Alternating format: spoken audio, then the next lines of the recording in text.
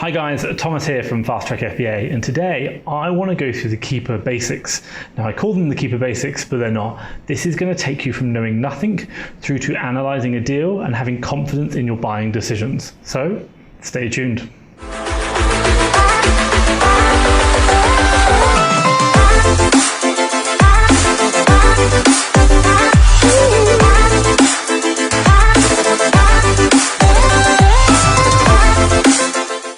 Okay guys, so now I'm going to go through the basics of Keepa. Now this video is if you've never seen Keepa before, or even if you don't have any understanding of it. We're going to talk you through step by step what you need to know to get you to a point where you can start analysing deals and then have confidence in your Keepa deal analysis. So when you're buying a product, you understand if it's a good deal or a bad deal and why.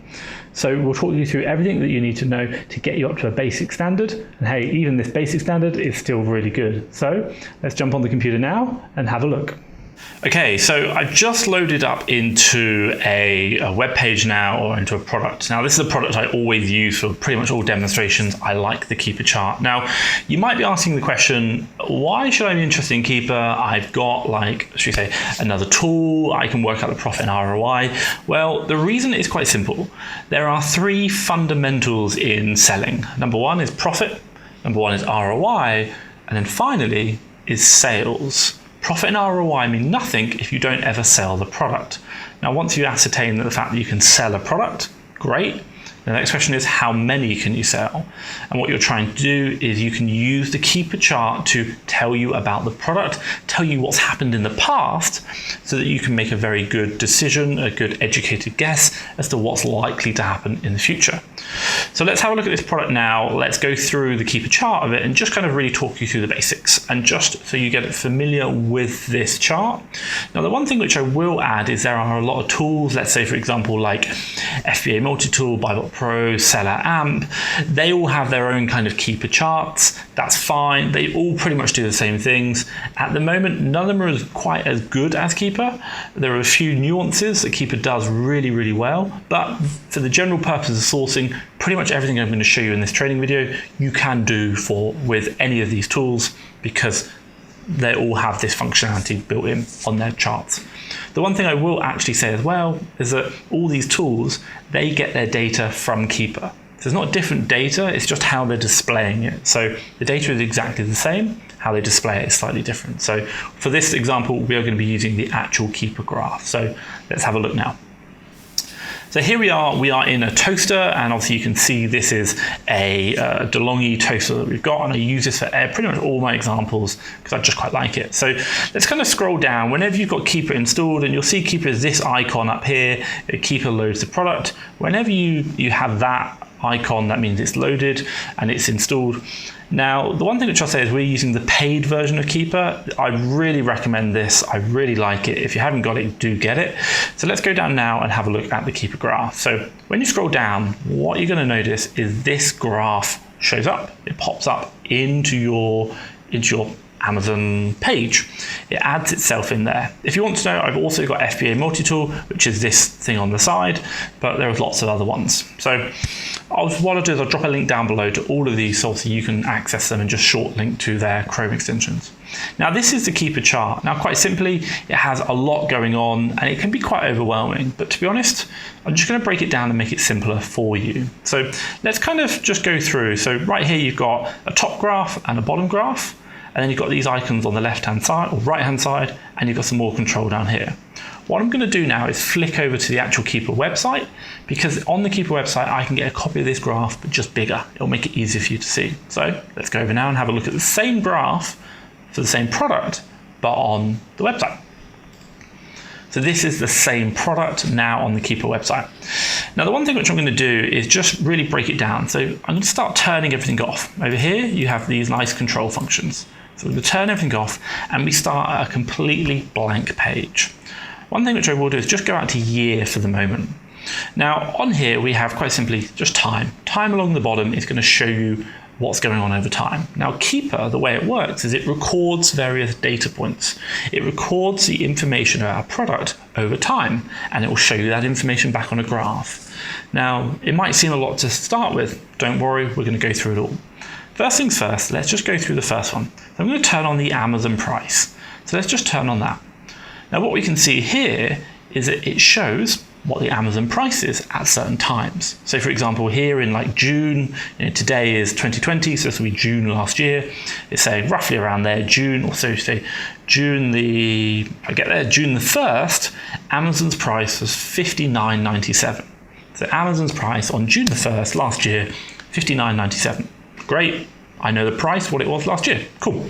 And then I can scroll across, and maybe here it was $59.97, and then it's gone up to $73.29 quite for a very short period of time on June the 30th, and then come back down again. And we can see that movement in that price just by the graph. And the one thing you'll notice is whenever there's Amazon's on the listing, i.e. Amazon is a seller on the listing, what they can do is have this shaded area. So you can see right here, it's like orange shaded. Whenever you see that, Amazon is a seller on the listing. And when there's no Amazon or no shaded area, Amazon is not a seller on the listing. So you'll probably notice there's a gap in this orange area right here. That's basically just telling us that Amazon was on the listing before. In the gap, they're off the listing, i.e. maybe they've run out of stock, they've come off the listing. Amazon's no longer a seller. I'm not saying they're the ones selling it at the buy box price, but they're just a seller on the listing. When there's no orange color, Amazon is no longer a seller on the listing. And then when we come back on, you can see here it's shaded again. That means Amazon is a seller on that listing. Now, quite simply, the Keepa graph is just showing us Amazon's price over time. That's it. So we can see what Amazon's price has been over time, and when they've been on the listing or when they've been off the listing. So let's say, for example, you are looking for products where Amazon is not a seller on that listing because you don't want to compete versus Amazon. Simple. Look for a graph where there is no orange shaded area because there's no Amazon on the listing. Easy. So let's have a look at the next one. Next, we're going to load up the new price. Now, the new price is the lowest price it's selling for, but it doesn't mean it's selling for this price. Let's just be careful.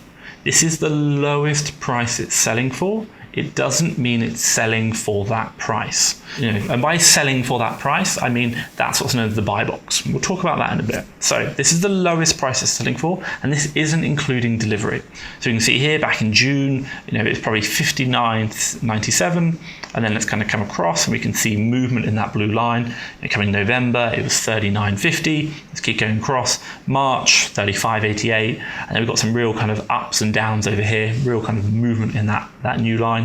$59.97, going down today, it's about $39.99. So that tells us the new price, which is the lowest price it's selling for. Remember, the new line, or the blue line, is the new price, and it's the lowest price it's selling for. Just be careful, doesn't mean it's actually that's the price it should be selling for, or is selling for. So the next one I'm going to turn on is the buy box.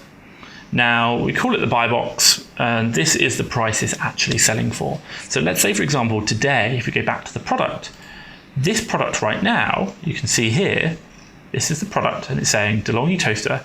I've got ink vat and X vat on mine. You might just see the ink vat price. It's selling for $39.99. We're like, fantastic. And if you scroll down here, it's saying this product is being sold right now, $39.99, by who's it being sold by? This seller here.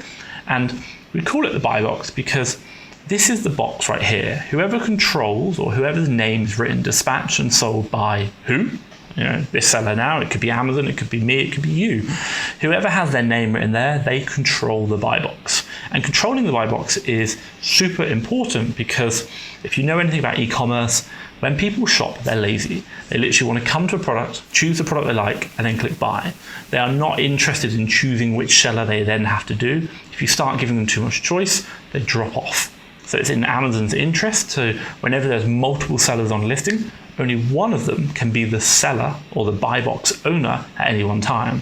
And if you want to know, Amazon will never tell us, but we generally think it's somewhere between about 80, maybe 90% of sales come from the buy box. So controlling that buy box, having your name written there is super important because you are getting 80, 90% of the sales of that product because you control the buy box. Now, the important thing just to remember is that if we come back to the graph, while the lowest price is the new price is the lowest price it's selling for, doesn't mean it's the actual price that controls the buy box. And it's to control the buy box is the one that you want. So here we can see lots of products. And if I kind of just zoom into this section here, what you might see is that here we've got, for example, in January 17th this year, the new price was $34.99, but the buy box price was $36.99, which is interesting because what does that tell us is that the cheapest price this product can be sold at or purchased for $34.99, but it's actually selling for $36.99. That's the majority of sales are going for $36.99. So really, really interesting.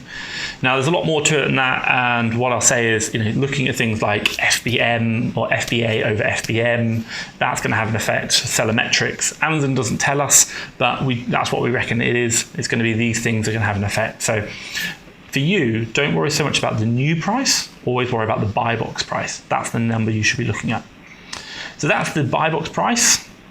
If I just kind of go back to year, you can see that along here. Now we call it the buy box, and in the Keepa world, it's basically a dot. They generally show a dot until recently, around about March the 12th, March the 8th, they did a big update, and it's now gone to a buy line rather than a buy box. So keep that in mind. So here you can see dots, dots, dots, dots. Now, if you want to know when it was dots, basically if there's any change in the Keepa graph, there'd be a new buy box price or buy box seller, or any change in that, you'd see a new dot. But if there's no change, there wouldn't be a new dot. So why you're not seeing a line, you're just seeing dots. But now it's a line that shows you. So there you go, you got the buy box information there. Now, the final one, which I'm going to really just look at to go through the basics, is sales rank. Now, let's turn that on now. So this is this green line down the bottom. Now you can see here, we've got the movement, it's quite down the bottom. If I just kind of zoom into this section here, you see we've got lots of green line movement. It kind of starts in July 27th last year. Sales rank was 5,684. If we go to August, it peaked up to about 23,000. And then obviously come back to 18th of August, it's gone back down to about 6,900. So we can see that sales rank over time. Now, the one thing you just got to be really mindful of is sales rank isn't the number of sales. It infers sales, but it isn't sales. So just be careful. And what I need to explain about sales rank is how it works and how you should interpret it. So sales rank, and if I come back to the product itself here, if we scroll down to this product, what you're going to notice here is it has Amazon bestseller rank, and it's given us a number.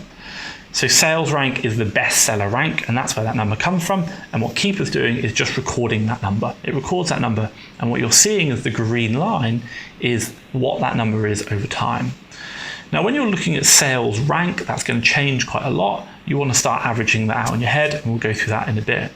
But the one thing to really consider about sales rank is that it's the rank order of that product within the category. Now, let's say, for example, here we are in the, should we say, the home and kitchen, and you're only ever interested in the should we say, the main category. And by that, you'll always see the C top 100 in this category. If you're looking at subcategories, 225, it doesn't mean anything. It's not relative. I don't ever use that metric. It's always the main category, and by that, it will have the C top 100. So when we're talking about sales rank, it's where that product is located in the rank order, those products in that category. So say, for example, here we are in home and kitchen. Now, obviously, if you have the #1 best-selling product in the home and kitchen, we don't know how many that sells, but we know it's going to be one hell of a lot of products. So you have the #1 best-selling product in home and kitchen, it's going to sell a lot. Now, if you have like the 10th best-selling product in home and kitchen, it's going to sell a lot, but not as much as the first. And if you have the 100th best-selling product in home and kitchen, it's still going to be selling a lot, but still not as much as the 10th or the first.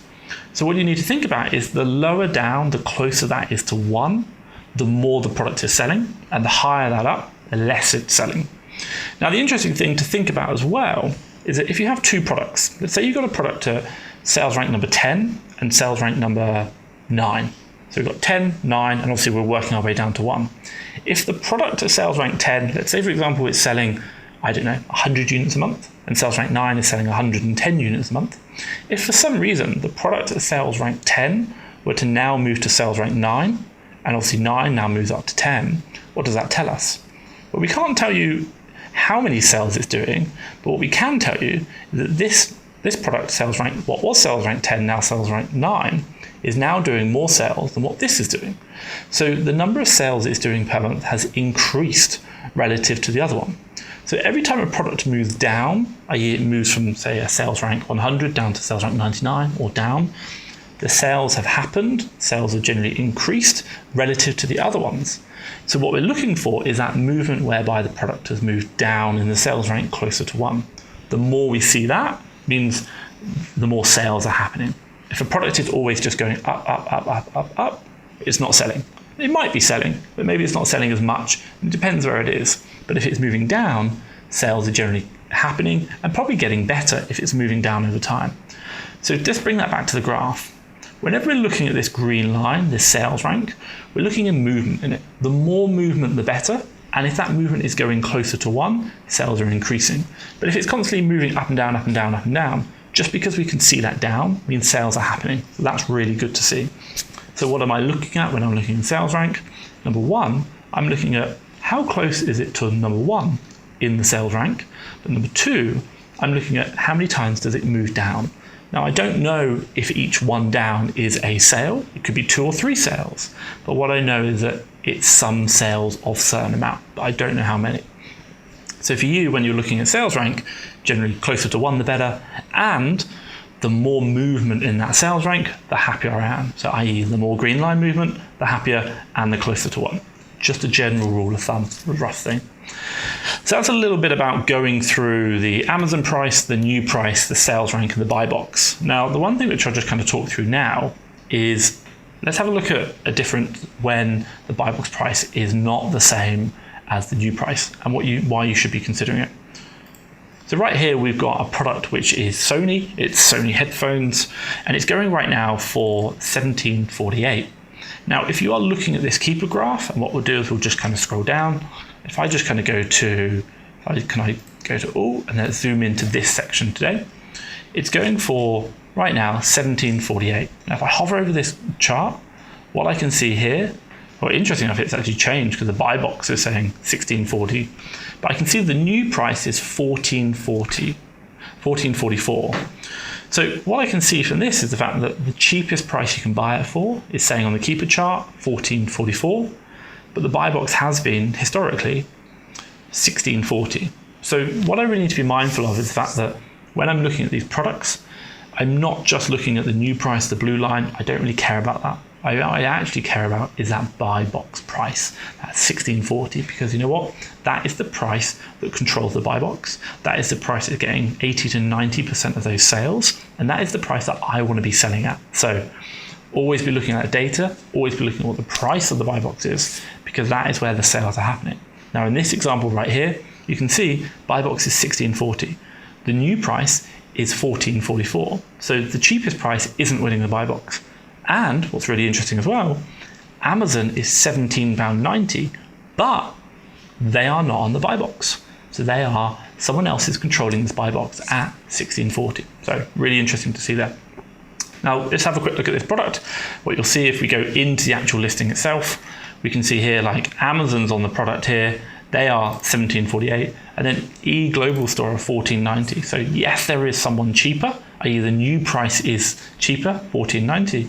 But right now, I would say potentially the buy box is $17.48, but this person who's cheaper isn't, $14.90. So just be mindful of that. We're not so interested in what the lowest price is. We're interested in what the buy box price is.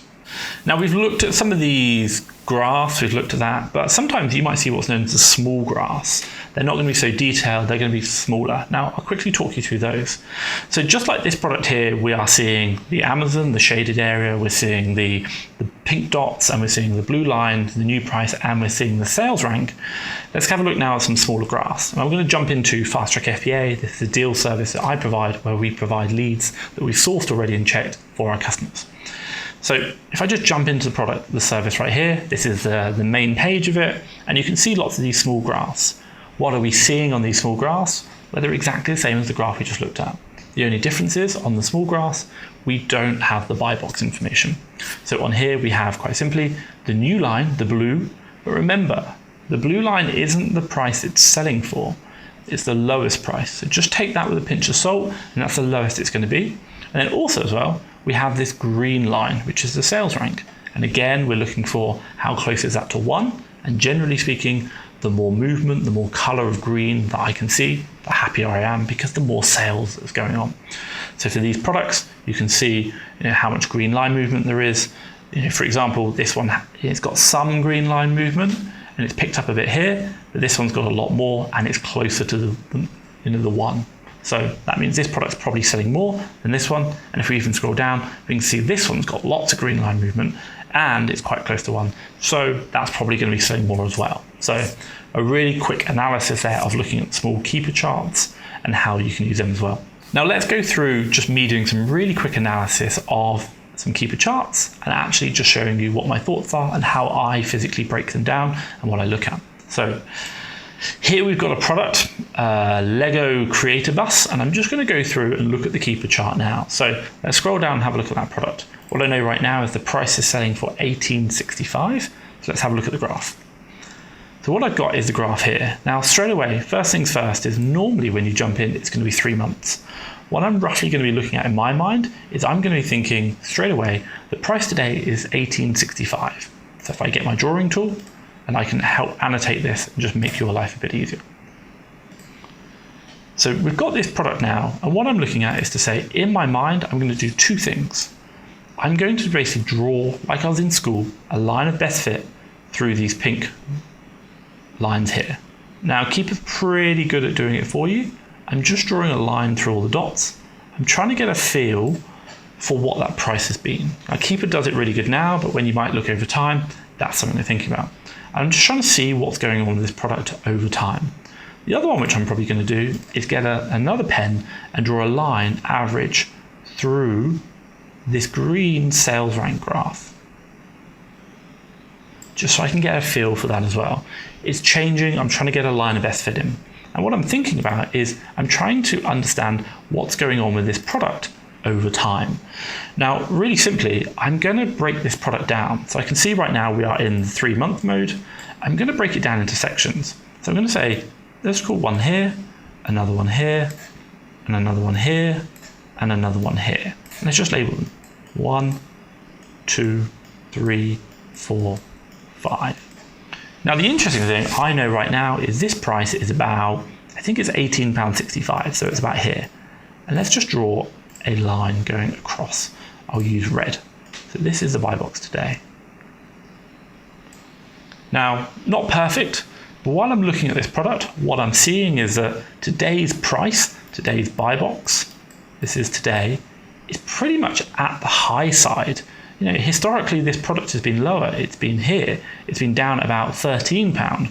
Today is quite a high price.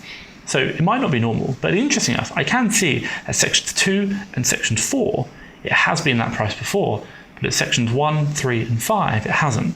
So I might ask myself, why? Why is this happening?